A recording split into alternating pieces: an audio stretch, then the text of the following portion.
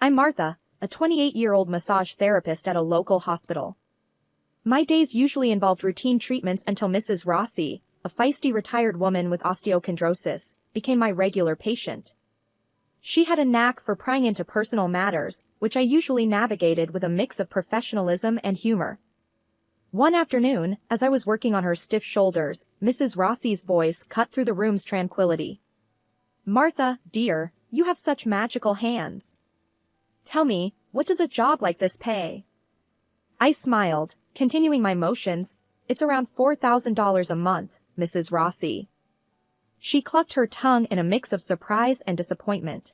"Only $4,000? I thought such a skill would fetch more." I shrugged, keeping the conversation light. "Well, it's enough for me. I enjoy the work more than anything." Changing gears, she suddenly said, "You know who you should meet? My son, Antonio. He's the owner of that Italian restaurant downtown. A real catch, if I may say so." I hesitated, recalling the few times I saw Antonio. He was quite charming and easy on the eyes. "I don't know, Mrs. Rossi. I'm quite busy with work." "Oh, nonsense," she exclaimed. "A young, attractive woman like you shouldn't be alone. Let me arrange something." Before I could protest, she had already made up her mind. True to her word, she set us up on a date at his restaurant. Antonio was more than I remembered, charming, with a warm smile and eyes that sparkled with humor. Our conversation flowed effortlessly, filled with laughter and shared interests. Weeks turned into months, and our casual dates grew into a serious relationship. One evening, as we walked along the river, Antonio stopped and looked into my eyes. "Martha, I've never met anyone like you. Will you marry me?" His proposal took me by surprise, but it felt right. "Yes, Antonio, I will." Our wedding was a small affair but full of love and joy. Afterward, Antonio suggested, "Why don't we move in with my mom? Her house is big, and we could save some money for our future." The idea seemed practical, and I agreed. Initially, life in the Rossi household was harmonious. I helped with chores, and we both contributed to the family expenses. Little did I know that this new chapter of my life would soon take a challenging turn. Living in the Rossi household started off as an agreeable arrangement, but a few months into our marriage, I began to notice a shift in responsibilities. It was gradual at first, but soon, the burden of household chores fell almost entirely on my shoulders. One weary evening, after spending the whole day relieving tense muscles and soothing aching joints at the hospital, I came home to a scene of chaos, dirty dishes piled high, laundry scattered, and the living room looking like it had been hit by a small tornado. Exhausted, I found Antonio sprawled on the sofa, engrossed in a football game. "Antonio, the house is a mess. Can you help me clean up?" I asked, trying to hide my frustration. He glanced around, seemingly oblivious. "Oh, it's not that bad, Martha. I had a rough day at the restaurant, lots of issues to deal with." I started picking up, feeling the day's fatigue weigh me down. "But you've been home for a while now, and I just got back. It's only fair we both contribute." He let out a noncommittal grunt, eyes glued to the screen. "You're better at this stuff than I am. I'd just get in the way."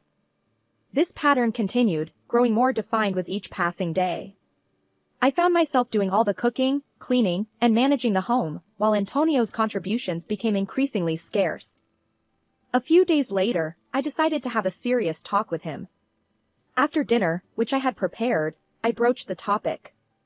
"Antonio, we need to discuss the housework. It's becoming overwhelming for me to handle everything alone." He looked up from his phone, seemingly annoyed. "What's there to discuss, Martha? You're great at managing the house. I'm busy with the restaurant." His dismissive attitude stung. "But we're a team, Antonio. It's not just about being good at something. We should share these responsibilities." He sighed, a flicker of irritation crossing his face. "Look, I'll try to help out more, but you know my work is demanding. I'm running a whole business, not just giving massages."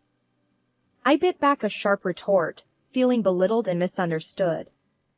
It's not about comparing jobs, Antonio. It's about supporting each other. As the days turned into weeks, the situation didn't improve. Antonio's promises to help more around the house remained unfulfilled. I found myself spending my few free hours doing household chores, feeling more like a housekeeper than his wife. One evening, as I collapsed on the couch after a long day, the reality of my situation hit me hard. The balance in our marriage had shifted dangerously, leaving me drained and undervalued. I realized that something needed to change, but I wasn't sure how to make Antonio see it too. The day Luca and his family moved in marked the beginning of an entirely new, exhausting chapter in our lives. Antonio broke the news to me nonchalantly, as if it was a minor change. "Martha, Luca lost his job. They can't pay rent, so they'll stay with us for a while," he explained, while I was setting the table for dinner. I stopped in my tracks, the plates in my hands feeling heavier. "For how long, Antonio? Our house isn't that big, and I'm already stretched thin." He shrugged, not meeting my eyes. "Just for a bit, until Luca finds a new job. It's family, Martha. We can't turn them away." Their arrival turned our already bustling household upside down. Anna, Luca's wife, seemed more interested in her social media than in managing her children or helping around the house. Their 3 kids, aged between 3 and 8, were little bundles of chaotic energy, leaving a trail of mess wherever they went. One afternoon, after stepping on a toy car for the umpteenth time, I approached Anna, who was scrolling through her phone. "Anna, could you please keep an eye on the kids? The house is turning into a war zone." She looked up, annoyance flickering in her eyes. "Martha, I'm busy with my own stuff. You don't have kids, you wouldn't understand." "But Anna, the mess and noise are overwhelming. I work too, and it's becoming impossible to manage," I said, trying to keep my voice steady. She scoffed. "Well, I guess you just need to get better at multitasking, then." I walked away, feeling a mixture of anger and helplessness. When I brought it up with Antonio, hoping for some support, his response was disheartening. "Babe, they're family. We need to be there for them," he said, not looking up from the TV. "But what about us, our home? It's turning into chaos," I protested. He waved his hand dismissively. "It's not permanent. Besides, you handle things so well, Martha. You're great at this." Weeks turned into months with no sign of improvement. Luca spent his days on the computer, claiming to be job hunting, while the kids ran around unchecked. Anna rarely lifted a finger to help, leaving me to deal with the aftermath of their daily tornado. I started to dread coming home. My once peaceful haven was now a source of endless stress. Each day, I walked into a house that no longer felt like mine, catering to a family that barely acknowledged my exhaustion. The burden of cooking, cleaning, and maintaining order fell entirely on me. Despite my pleas for help or even just a little consideration, I was met with the same responses.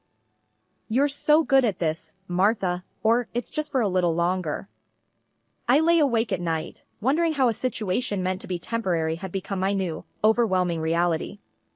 I felt trapped, undervalued, and utterly alone in a house full of people.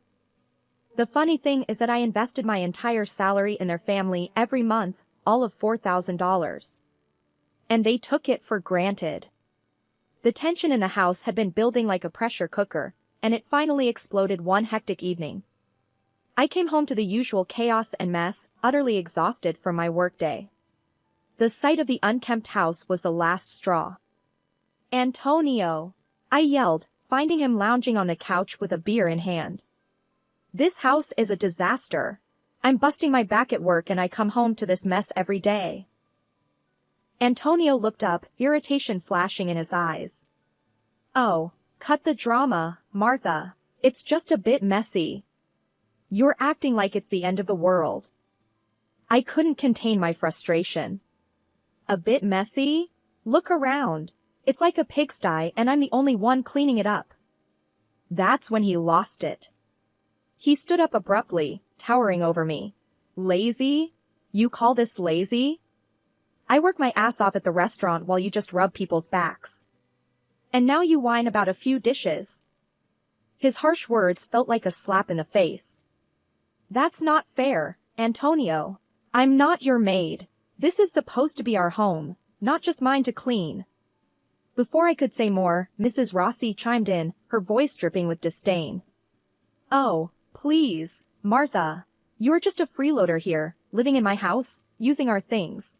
And you have the nerve to complain. I was taken aback by her vicious tone. A freeloader? Mrs. Rossi, I contribute to this house, I work hard too. She scoffed. Work hard? Ha! A real woman takes care of her home and family. You're just sloppy and ungrateful. Their words echoed in my head, each one a stinging affirmation of how little they valued me.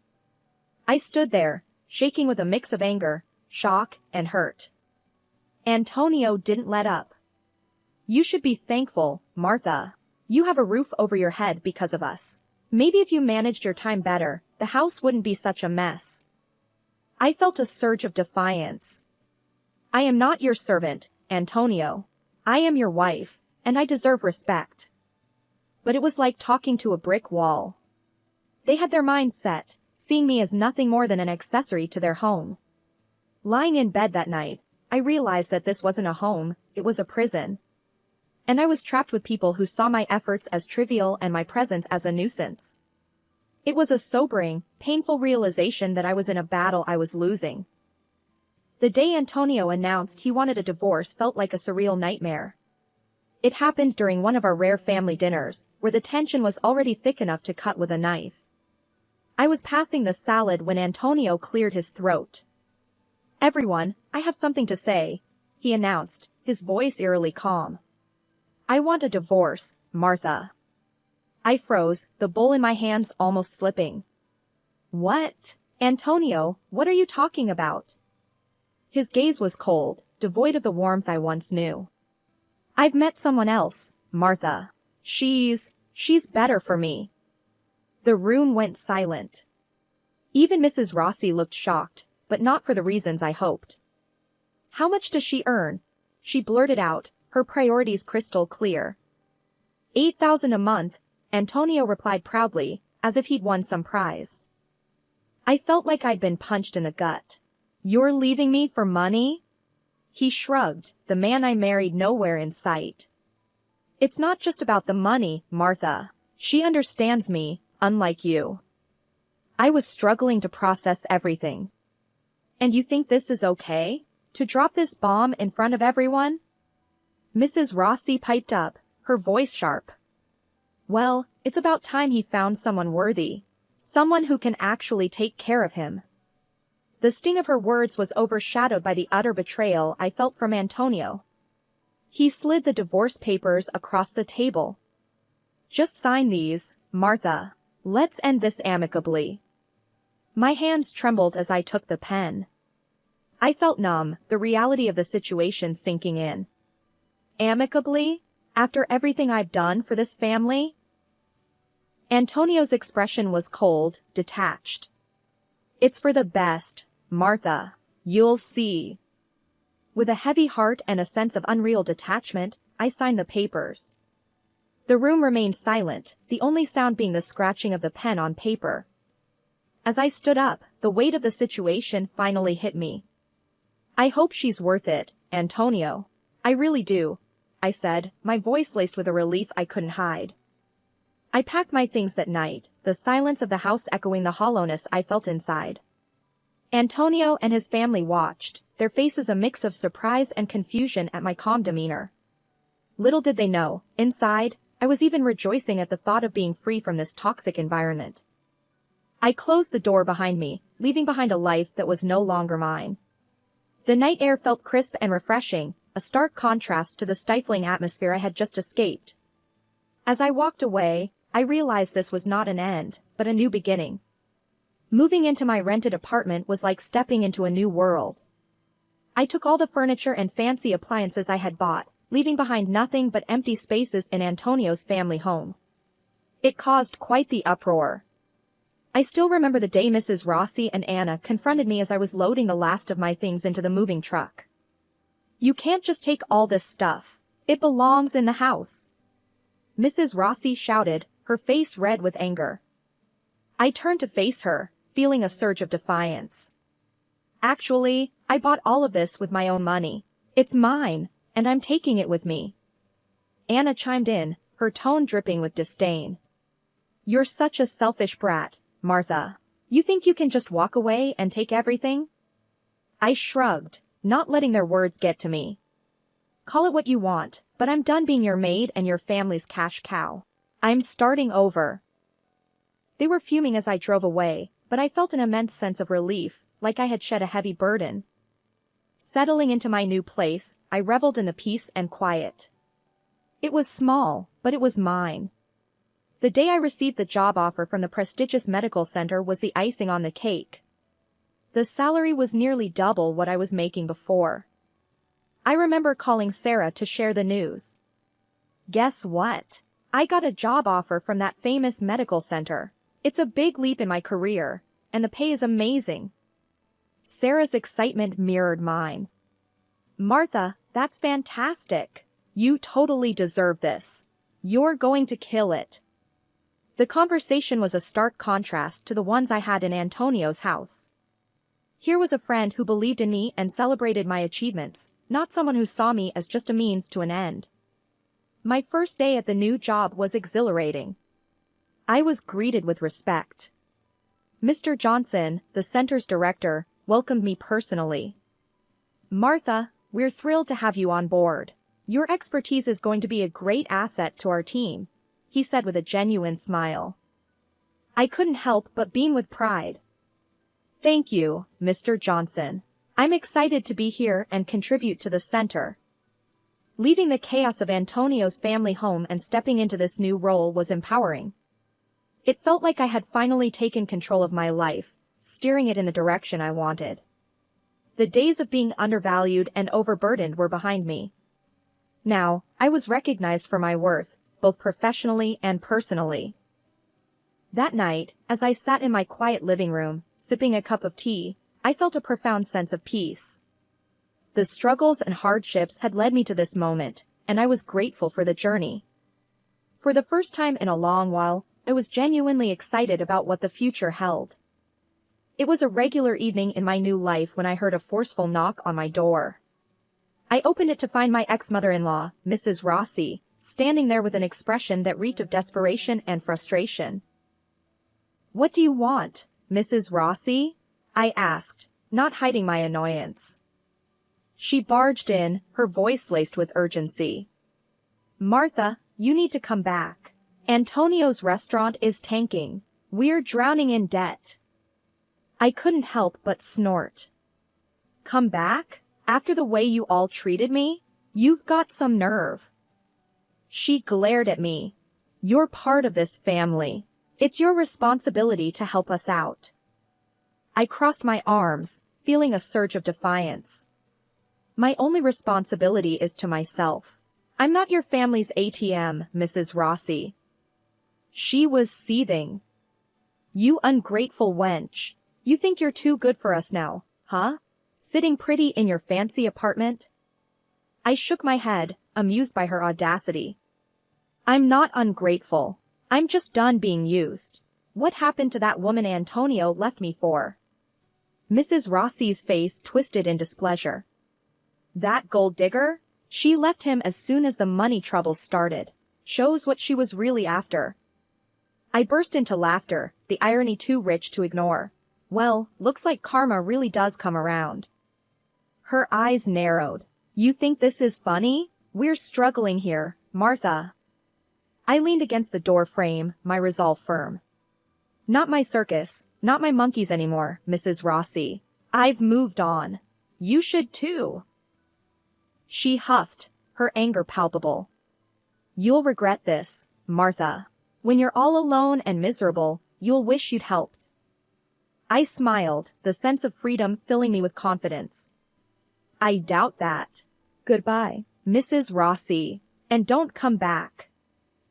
She stormed out, slamming the door behind her. As I locked it, I felt a wave of relief wash over me. That chapter of my life was closed for good. I was finally free from the toxic grasp of a family that never truly valued me. My life was my own now, and I intended to live it on my terms. Life after the divorce and the last encounter with Mrs. Rossi felt like a breath of fresh air. I was thriving in my new job and enjoying my newfound independence. One day, while enjoying a coffee break at the wellness center, my colleague Mike dropped by. "Hey, Martha, I heard about your run-in with the ex-mother-in-law. You okay?" Mike asked, concern in his eyes. I chuckled, shaking my head.